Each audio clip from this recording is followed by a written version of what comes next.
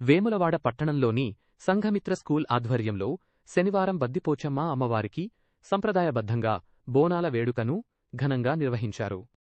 ఈ సందర్భంగా విద్యార్థులు, ఉపాధ్యాయులు భక్తి శ్రద్ధలతో అమ్మవారికి బోనాలు సమర్పించి ప్రత్యేక పూజలు నిర్వహించి ప్రజలందరూ సుఖశాంతులు, ఆయురారోగ్యాలతో ఉండాలని ప్రార్థించారు. అనంతరం నిర్వహించిన బోనాల ఊరేగింపు భక్తిమయ వాతావరణంలో సాగి ఆకట్టుకుంది.